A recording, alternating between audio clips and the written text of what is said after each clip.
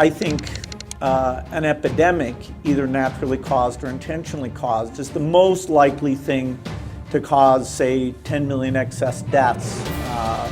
In 2018, Microsoft co-founder Bill Gates gave an ominous warning that the world needs to prepare for pandemics in the same serious way it prepares for war. Bruce Aylward has talked about, from WHO, has talked about coming back from the investigation in China, is the degree to which the Chinese people have been mobilized against the virus. And he put it in terms of, it is like they are at war.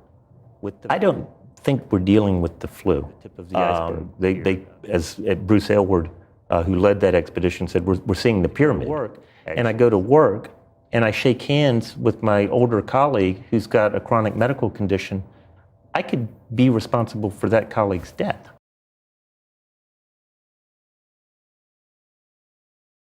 China would have overtaken us in this year. They were expected to for 5 years. 2019, they were going to overtake us. They're not even close, and they won't be close. As long as somebody smart is right here, they won't be close.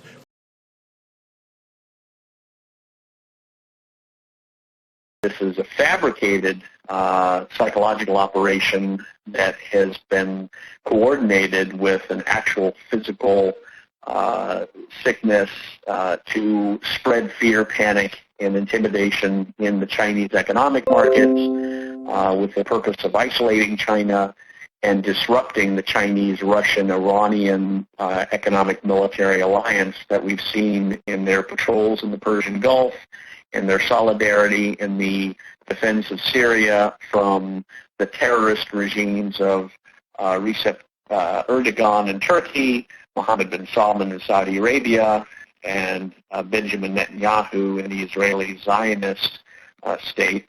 And the purpose was to create a disruption that would fracture this alliance for Western exploitation.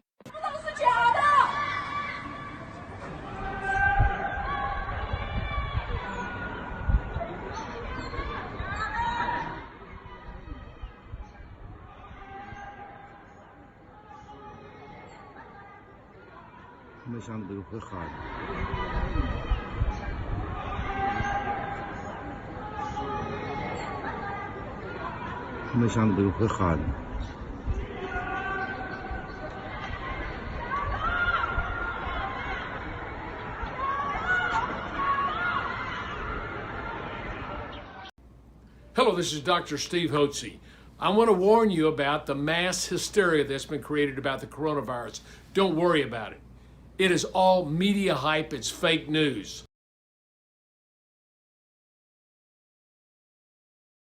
Welcome to Xinhua Live from Wuhan. The opening ceremony of the 7th CISM Military World Games will begin shortly.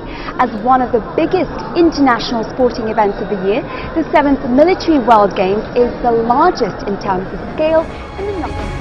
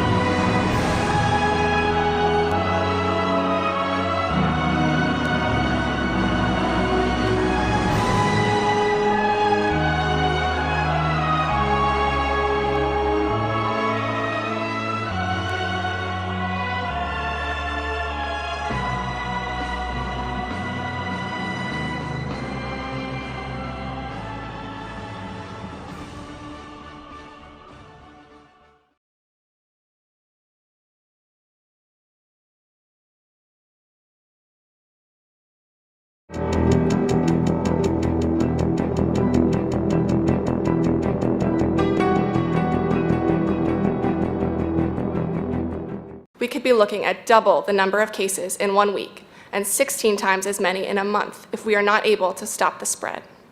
That would be on the order of 500,000 cases, and it would continue to rise exponentially. In 3 months, we could be approaching 10 million cases. We're at the start of what's looking like it will be a severe pandemic. And there are problems emerging that can only be solved by global business and governments working together.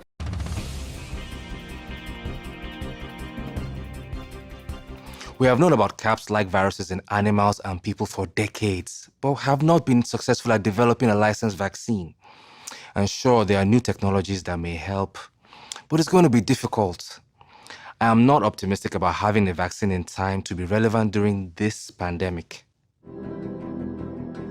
So the policy crisis in question for this board in this meeting is this: how should governments, business, and international organizations allocate and distribute pandemic antivirals and medical supplies to the people who need the most?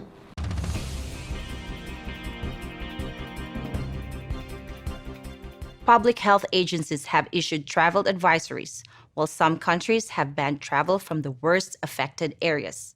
As a result, the travel sector is taking a huge hit. Travel bookings are down 45%, and many flights have been canceled.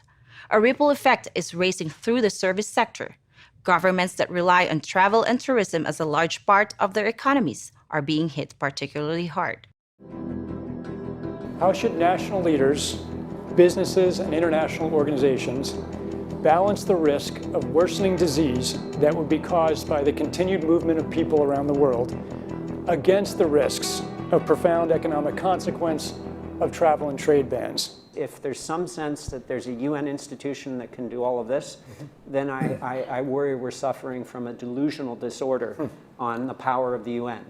It's really important to get those industries and their trade associations and an efficient leadership established, which is decentralized, but has a collective responsibility and accountability. And that needs to be supported by the public leadership.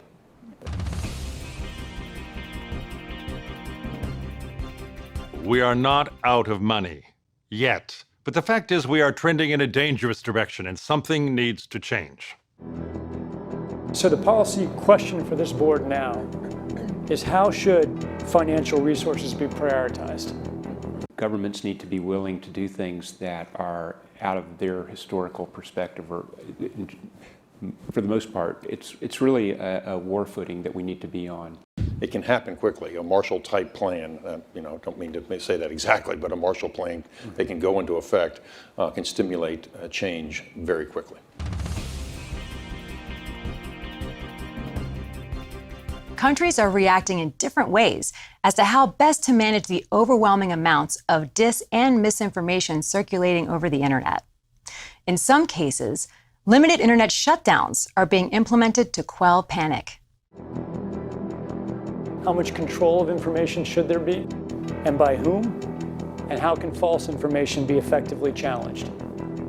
And what if that false information is coming from companies or from governments? We're at a moment where the social media platforms have to step forward and recognize the moment to assert that they're a technology platform and not a broadcaster is over. They, in fact, have to be a participant in broadcasting accurate information and partnering with the scientific and health communities to counterweight, if not flood the zone, of accurate information. Because to put the genie back in the bottle of the misinformation and disinformation is nigh impossible. One thing we haven't spoken about, and I'm wondering whether it's time to talk about this, is a step up from the part of the governments on enforcement actions against fake news. I personally do not believe that trying to shut things down in terms of information is either practical or desirable. The outcome of the CAPS pandemic in Event 201 was catastrophic. 65 million people died in the first 18 months. The outbreak was small at first and initially seemed controllable, but then it started spreading in densely crowded and impoverished neighborhoods of megacities. From that point on, the spread of the disease was explosive. Within 6 months, cases were occurring in nearly every country. The global economy was in a free fall. The GDP down 11%. Stock markets around the world plummeted between 20 and 40% and headed into a downward cycle of fear and low expectation. Businesses were not borrowing, banks were not lending. Everyone was just hoping to hunker down and weather the storm. Economists say the economic turmoil caused by such a pandemic will last for years, perhaps a decade.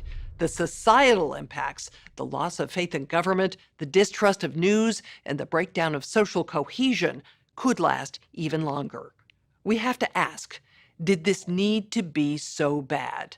Are there things we could have done in the 5 to 10 years leading up to the pandemic that would have lessened the catastrophic consequences?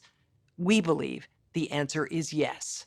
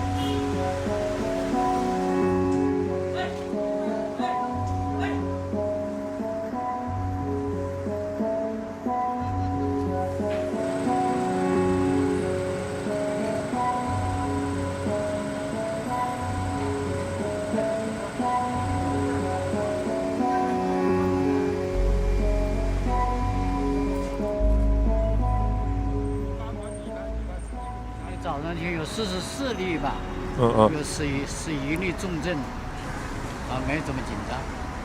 哦，不像SARS啊，相当于传染性没有相当于紧张。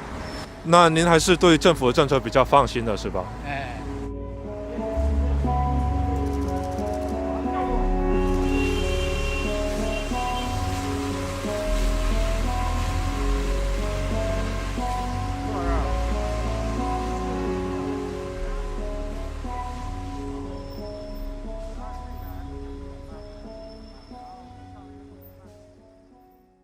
And an exclusive on the new coronavirus, the number of deaths greatly exceeds those released by the Chinese regime.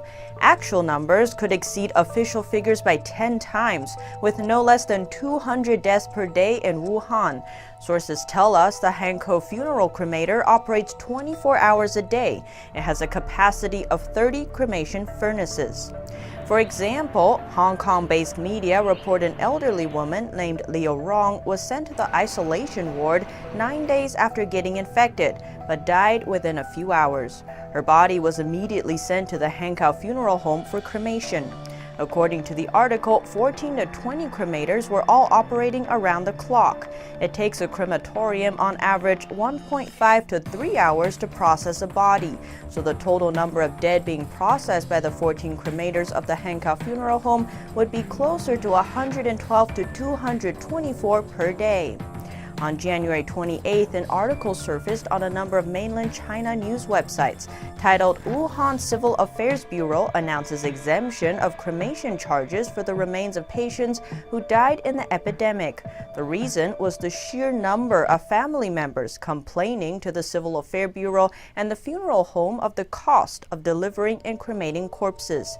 The usual cost is 12,000 yuan. A manager of a funeral home in Wuhan told the Epoch Times that the government demanded all cremation of dead bodies due to the virus be handled by the Hankou Funeral Home. The government also supplied the funeral home with multiple vehicles to help meet the demand. Epoch Times tried dialing the Hankou Funeral Home lines several times, but wasn't able to get through. When the reporter told a different funeral home about that, the worker said it was because the Hankou Funeral Home was too busy.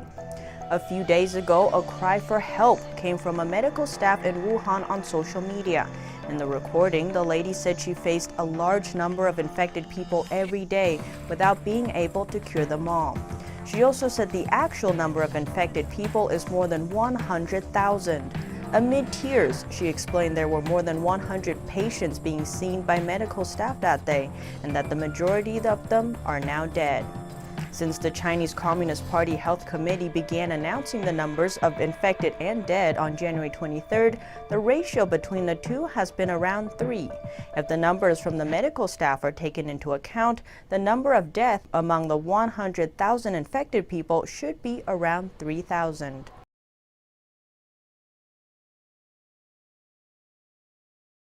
It would strike me that having spoken with some people that are concerned about this issue, they're aware of it. They recognize that even though they're aware, they're looking to say, what should we do about it? Just being aware of a problem doesn't tell them what to do. And we're not giving them guidance as to what they should do. If they're aware of someone might be willing to steal technology, what can they do about it? Likewise, if we say, look, we want you to disclose, the bad guys won't disclose. The people who are planning on stealing technology are not going to disclose. They're stealing it for a purpose. They're getting paid to do it in some cases, and others they're just doing it out of a sense of pride or nationalism for another nation.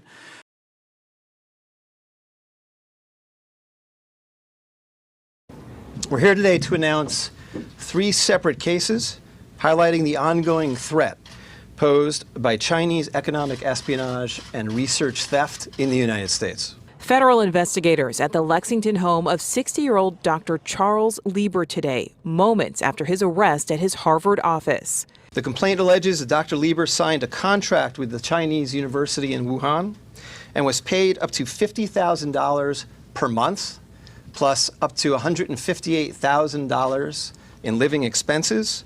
The chair of Harvard's chemistry department, he also allegedly received more than $1.5 million to set up a research lab in China, all while working at Harvard and receiving multiple research grants from the U.S. Department of Defense and National Institutes of Health.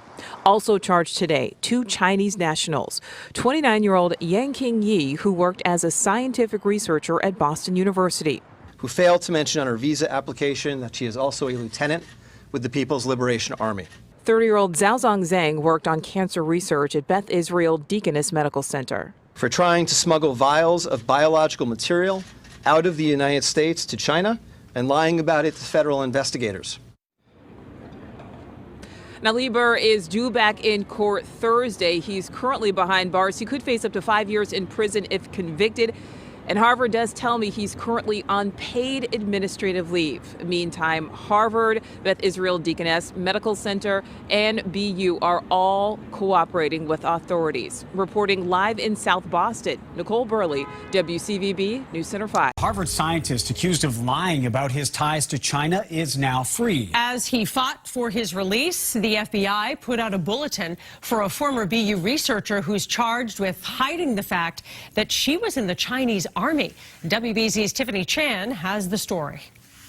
Dr. Charles Lieber was able to post that $1 million cash bail, walking out of federal court today alongside his wife and lawyers. He didn't have much to say about the federal charges against him for lying to federal agents about his ties to China. Jennifer, do you have anything to say about the charges here? The former Harvard professor was straight-faced walking out of Moakley Federal Courthouse. He was put on administrative leave after he was indicted for allegedly lying about his work with the Chinese government-run program designed to steal U.S. research. The U.S. attorney said Lieber was paid $50,000 a month, many times in cash. Prosecutors stressed that China is the #1 threat to research theft, issuing this FBI wanted poster for Yang Qingyi. The 29-year-old was indicted Tuesday, accused of lying about her ties to the Chinese military to get a student visa at Boston University to work as a researcher. She's wanted for sending U.S. military and research documents back to her superiors before escaping to China. Dr. Lieber and his wife also had to surrender their passports after the judge expressed concerns that they could be a flight risk. Prosecutors say there is a major threat to research theft here, and while most researchers are here to work under good faith, many are working for the Chinese government. Outside of federal court, I'm Tiffany Chan for WBZ News.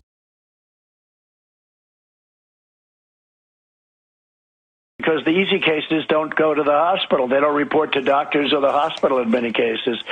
So I think that number is very high. I think the number, personally, I would say the number is way under 1%. Now, with the regular flu, we average from 27,000 to 77,000 deaths a year. Who would think that? I never knew that until 6 or 8 weeks ago. I asked that question. I said, how many people die of the flu? You keep hearing about flu shot, take your flu shot. But I said, how many people die of the flu? And they said, sir, we lose between 27,000 and, somewhere in the 70s. I think we went as high as 100,000 people died in 1990, if you can believe that. But a lot of people, regardless. I think it averages about 36,000 people a year. So I said, wow. And that's a percentage that's under 1% very substantially. So it'd be interesting to see what that difference is.